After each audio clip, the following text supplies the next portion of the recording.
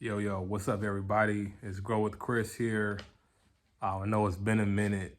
We have a special edition of the Take Money, Make Money show today. I'm actually taking you behind the scenes of a conversation I had with my mentor, Mr. Todd Billi. You know him by different names, Charles Oglesby. This is a mentor of mine on business and also life. Me and his brother been connected for a few months now. And I'm taking behind the scenes of a conversation we had just a few days ago.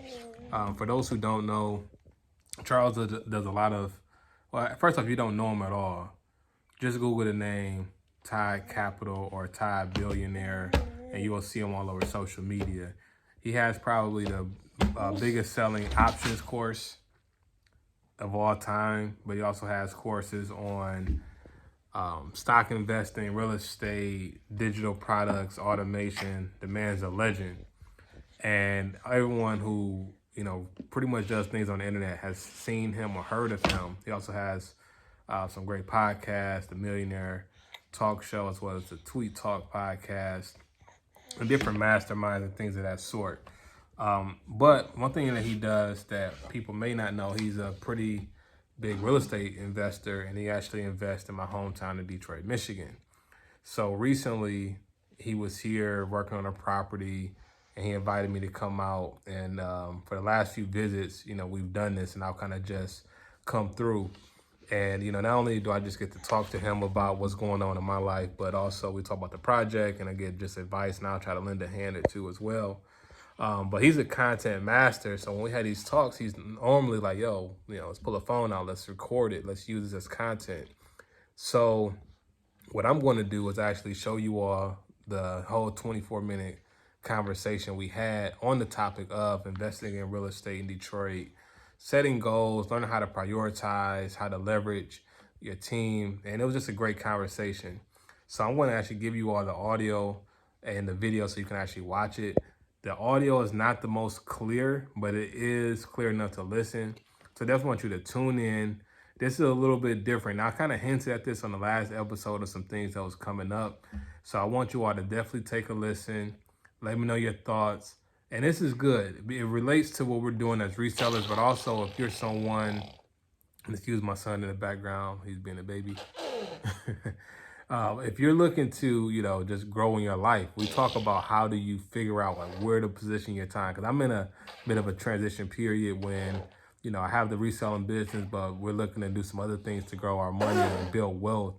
And he's someone that has done it to a very high level, and it's very cool to get feedback. So I definitely recommend you tune into mentors who've done the things that you want to do as well.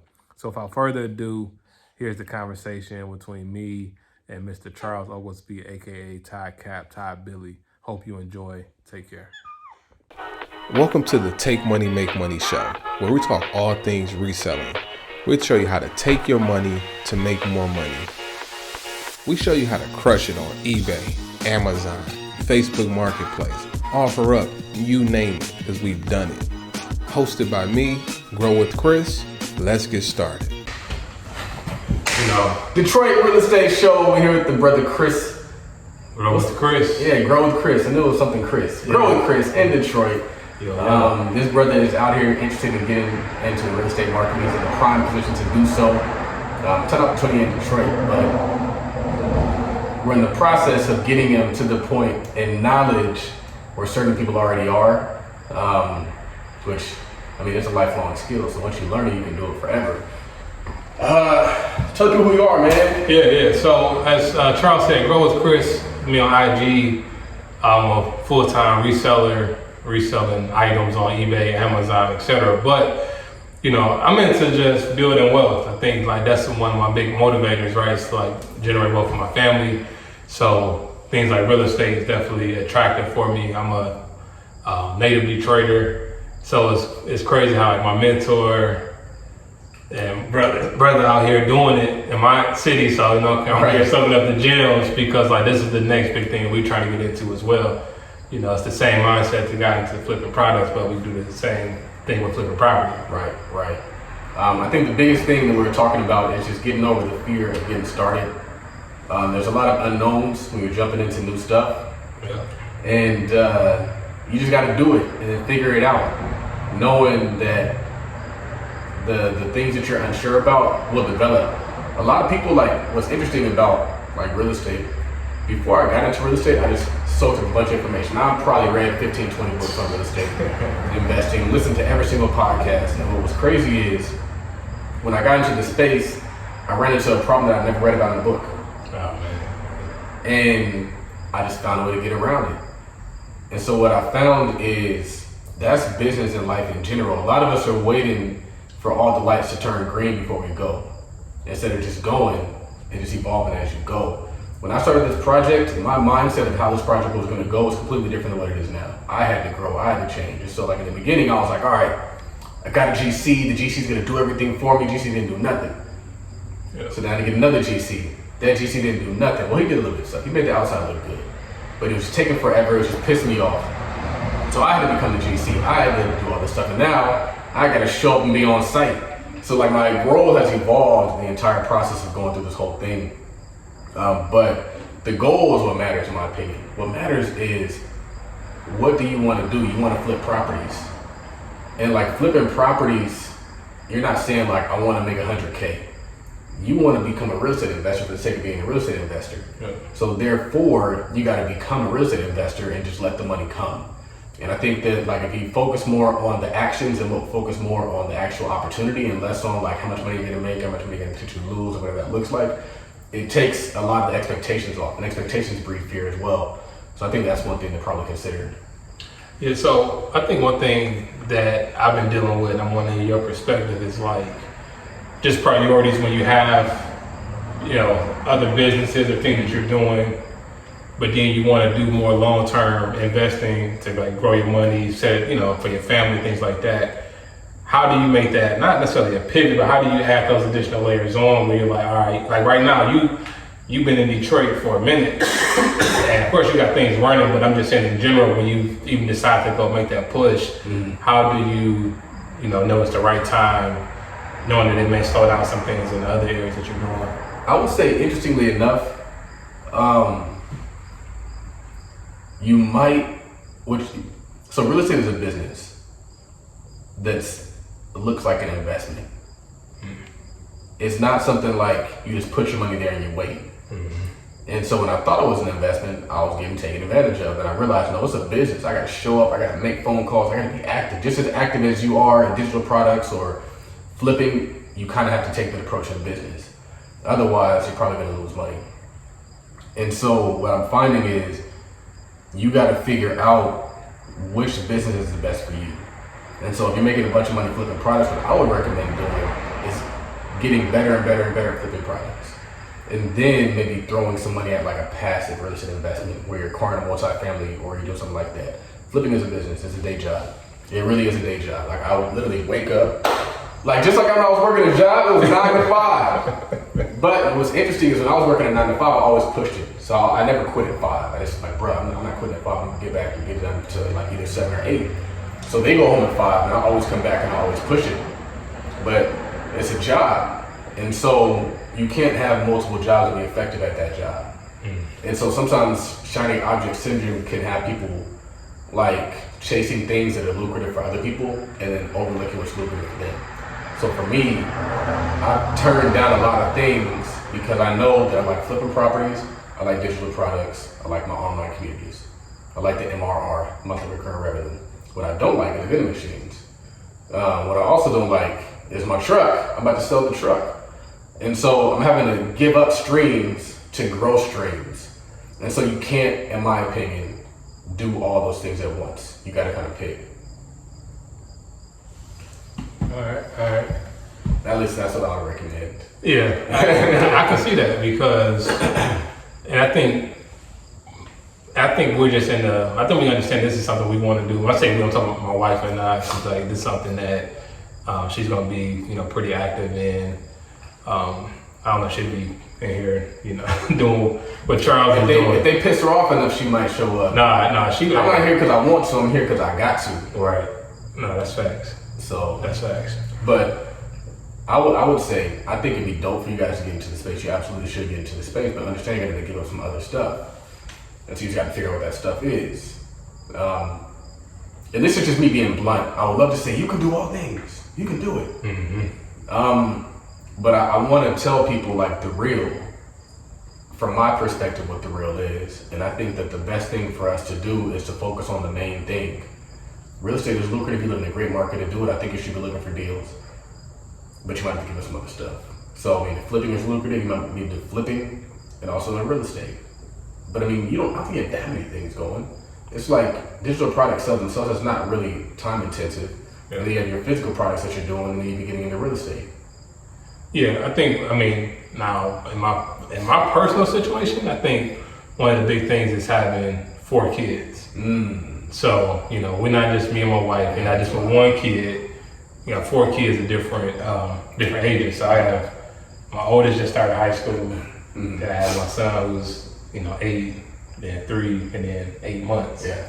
So all different stages. So I think that, and then especially like, people don't talk about the summer, man, with kids. You know what I'm saying? Like, 'cause they, you know, you can put them in clubs, but you know the schedules are all over the place. So now you cross town, you're trying to get them enrichment opportunities. Like my son was doing video editing, my daughter was doing some different things. The other kids are doing swimming. So it's like you try to keep them all busy. But like you said, like, and I've come to realize that like sometimes you just can't have it all because there's just not enough time. You got to be realistic. But I think that's kind of been frustrating. But now we're kind of revamping our schedule, and really looking at, okay, and shout out to Michelle, because, you know, she's been really helpful for me to think about, you know what I'm saying, my schedule. And it's like, can y'all hear us? If you can hear us, give us a 1. I gotta make sure y'all can hear us. I think they hear. I've been seeing some comments actually. All right, cool. All right, we kind of sitting far back because the video wasn't loading or capturing it all. But all right, so yeah, so I think like I think that's one of the big things for us is finding the time with a larger family. Yeah, I can imagine. Yeah, I don't got no advice for you on that, fam. I have no advice for you on that.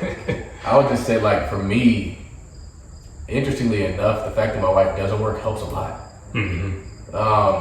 But my life wouldn't look like this. And so I think that you got to find the strategy that works for you within your circumstances.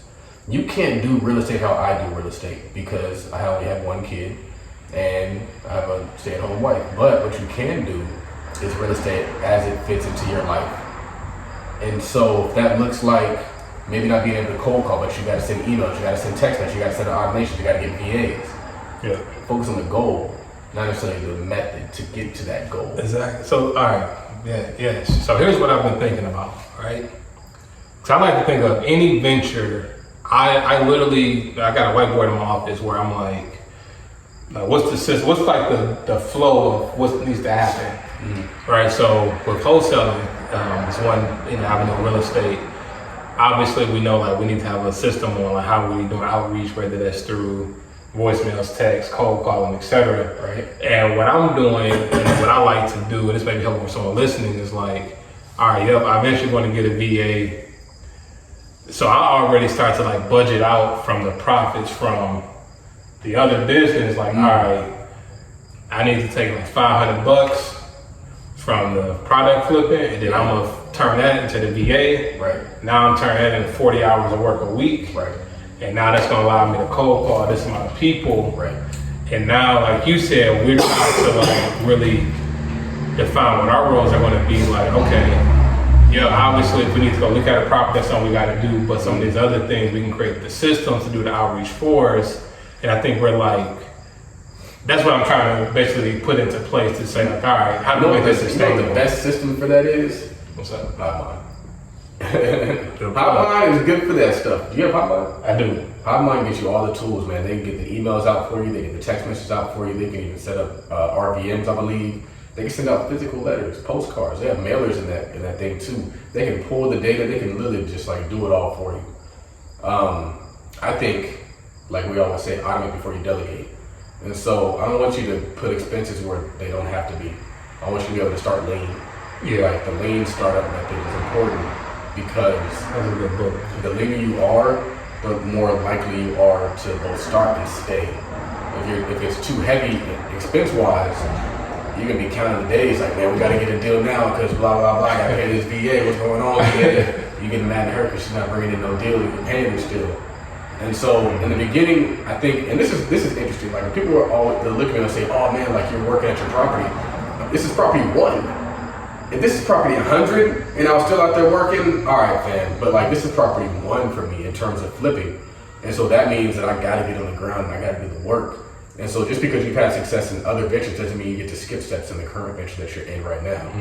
And so like you gotta automate before you delegate. So you could automate now. You could literally go in there, get in contact with Dan's VA. He'll walk you through and show you how to schedule out batches of text messages. There are people who all they make money through is by text messages. Literally, that's all they do to get their deals is text. You can do text. You can, of course, cold call. You can do that kind of stuff. You can send out mailers. You can do a lot of stuff and without even hiring a person.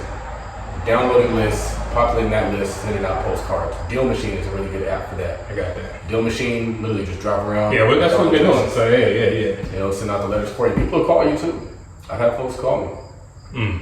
Okay. All right. See, and that goes back to what we talked before. I think like, man, it's crazy. I mean, it's like, it's reassuring when you hear people kind of say, yeah, do this. That was the thing that we've like slowly started. We've got Deal Machine. We've been, you know, going to certain areas, cold calling. I mean, we haven't done cold calling. We've been, you know, setting up some messages to go out, the mailers. I think we just kind of came to that point where we were like, we haven't even said it to each other, but it's like, we just keep getting miraculously busy on a day. And we're like, yeah, we cold calling from this time to this time. And it's like, there's been some stuff that's come up, but it's also, we ain't been pushing. You know, sometimes when you want to get something done, you're going to make it happen. You're going to push everything to the side and make it happen. I think like we kind of at that point where it's like, nah, come on, keep going. I would say that while you're doing all this, also get in contact with other wholesalers. Okay. So you should be looking for your own deals, but also be analyzing deals that are out there. So seeing what deals are out there, seeing what the numbers look like, if they make sense, going through the whole formula, ARP formula, 70% and whatnot, because you might stumble upon a deal from a wholesaler that makes sense as an investor. And so that might be an easier way to get into it. I mean, you can do both. You can wholesale, you can flip, you can get deals from wholesalers, you can do all that stuff. And I think that that would help you make some progress and some headway if it seems like you are like kind of starting and stopping. Yeah, kind of like jumping in the pool. You gotta, like, once you get going, you actually get in. And I think that's too, like, cause I think for us, when I mentioned wholesale, it's not like, oh, we want to just stop and only do that. Yeah, so we want to do some fix and flips. We want to have rental properties, but it's just getting started, getting into the game. And I think that's something I can definitely do. Get in touch with some wholesalers. I know some is like actually. Eric is a good one. Yeah. Eric, Monopoly Bros. Shout out Monopoly Bros. Yes, sir. Eric. Oh my gosh. Romeo Rowe. I'm not sure if you remember. You mean Romeo? No, I saw you in the video with him. He was at the event. He was there. I think I told you he wasn't, but he was at the event. Monopoly Bros did the property tour. He was there, and so I did meet him. I need to get to know him better though. Yeah. Romeo knows Detroit very well. He actually sold me this house. And usually when I'm in Detroit, we're looking at deals, but I've been so busy on this one, I haven't had a chance to do anything. But usually in Detroit, we just ride around looking at deals, looking at what's out there. So he's a good wholesaler. Their girl, Tori, who works with Monopoly Bros, is a good wholesaler. There's this other company called Quick Property Solutions in Millionaire. He sold me one of my first homes. Sometimes contractors get deals. So a contractor sold me 2 homes from a contractor. Gotcha. So like really it's all about networking. I'm at a point now where I drive around the city. Anybody that I see doing real estate with a truck doing work, I'm talking to them because I can't bypass that opportunity. And also because I want to go direct. I don't want to be in a situation where I need somebody to work and I've got to call somebody else and they put me in touch with somebody else because they're going to pad the numbers, they're going to make some money for themselves. And so now I'm like, bruh, give me your card, I'm going to call you and talk to you and get a number from you. And also I have a bunch of people so I can just get bids from them. And also you get a chance to meet people in person, they tend to finesse you a little bit less. But I would say, the only reason why I bring up going through a wholesaler is because I want you to get started. I like the concept of getting started. I like the concept of thinking about getting started. Even if you're doing some great planning, some great strategizing, you're doing a lot of really cool things, but it's like, man, you just said it yourself, you're like, every time we get ready to cold call, something comes up. And so, like, that's just self-awareness at that point, just knowing, like, maybe cold calling ain't gonna be working for us, you know? Maybe we need to, if the goal is to get into real estate, you might have to go through some wholesalers and just get some funding or do whatever that looks like. Because if you have the money to buy a flip, you might have the money to buy a rental. Or what you could do is seller finance and stuff. You can, like, a lot of people who acquire a lot of properties, they just get them on seller finance. And if it's not seller finance, they walk away from it. They're not that pressed to get the deal. They're like, bro, this is how we buy deals. I'm gonna give you a little bit of money, I'm gonna seller finance it, you're gonna carry the note, and now I got 10 doors. The money you're gonna use to buy one door. So that's the benefit of wholesaling, that you can go direct to the seller. But if there's a way for you to go direct to the seller, even through a wholesaler, you can still make a deal that way. So like what I've offered wholesalers in the past is, let me negotiate the terms directly with the seller, and I'll still pay your wholesale fee. So you'll get your wholesale fee, and that'll effectively be the down payment. It's just getting them out the way. Gotcha. So, we're talking about flipping. We're talking about just the whole process of this whole thing and the intimidation factor. But I think really what's important is in 2020, everybody was talking about pivoting. In real estate, when you're doing this stuff, it's a lot of pivots. I'm pivoting every day. I pivoted this week. Me getting on the flight was a pivot. Yep. And so you always got to be ready for that next move, that next pivot, you never know where you're going to be going, because business is not cookie cutter. Your job is cookie cutter, but business is not cookie cutter. So I don't even know what's going to happen tomorrow. I got a dude who's supposed to help me lay these floors. He may or may not show up. So I might get help or I might not get help. I mean, who would have thought I'd be down here painting these walls and us actually getting it done and actually looking pretty good in here. So, you know, it's all about staying on your toes, taking advantage of what's there, starting and persevering. Perseverance is key, because I know some people who have taken on projects at the same time I took on projects and they quit. They had a contractor issue and they quit. I have had 2 contractor issues and I didn't quit. So much so that I was like, I'm the contractor now. And that's important, because no matter what you do in business, you're gonna run into issues. If you expect an issue-free life, just be an employee. Just show up for your job, get your little 3% raise, and be good. But being an entrepreneur is just filled with issues, and it never stops. Yeah, no, you know what?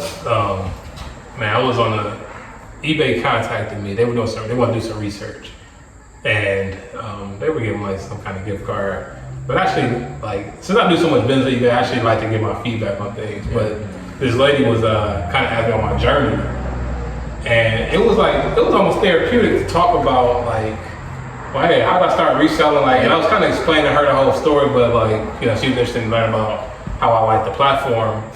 And I had a revelation, like you just said. I'm like, man, business is like ebbs and flows of like issues. You figuring it out, like goals. All right, did you meet it? Making adjustments. Because I was kind of going through this with her. I'm like, well, yeah. At this point, I was trying to sell these things, and I'm like, man, this is just like, this is non-stop. But it's helpful to know that, because when you encounter, you can anticipate that, yeah, it's gonna be some adjustments I gotta make, like, as I keep going forward.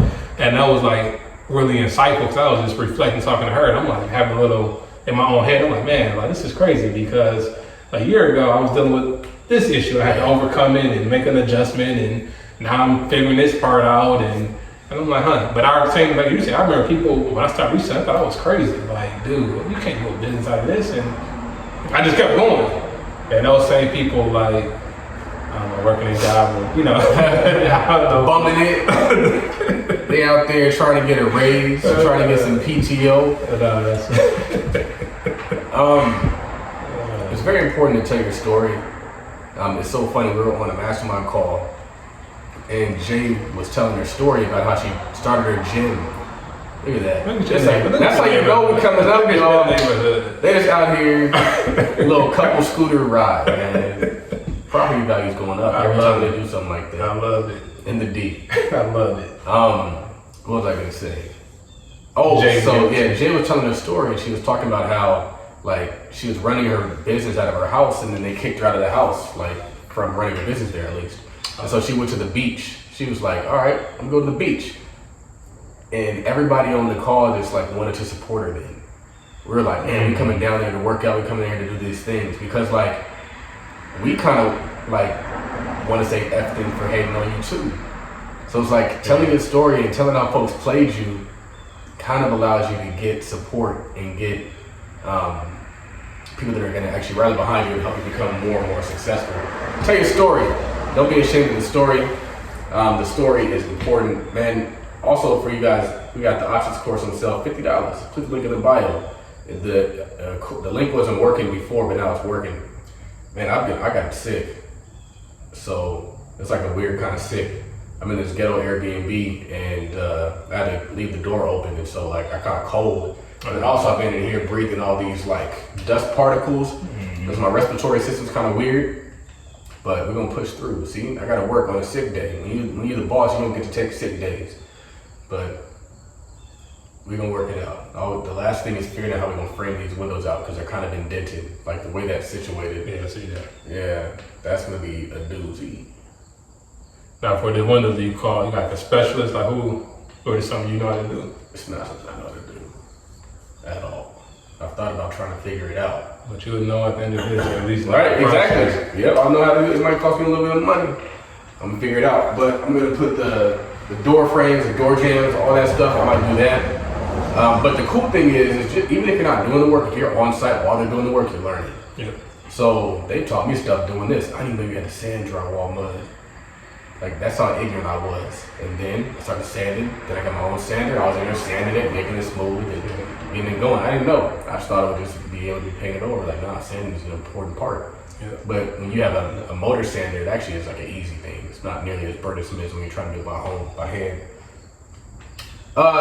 Man, I wish it was cooler in here so we could have this show go longer.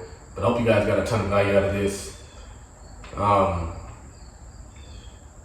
Where can they find you? Where can they follow you? Where can they support what you got going on, man? Yep, absolutely. Grow with Chris, all one word, on Instagram, Facebook, all the social media platforms. Look me up if you're interested in getting to the resale game. Teach people how to take their money to buy items, to resell it for profit, and grow a business out of it. Been able to grow a multi-six-figure business, and I'd love to help you do the same. So that's where you can find me, Grow with Chris. Dope. See you later, man. All right, everybody. I hope you enjoyed that conversation. Listen, me and Charles actually hooking up again, also with the Monopoly Bros. So I'm going to try to have some more exclusive content for the podcast family. Hope you enjoyed this episode. As always, subscribe, like, and share. It goes a long way. I'll be back soon with more information, more content. Take care. It's Grow with Chris signing out. Peace.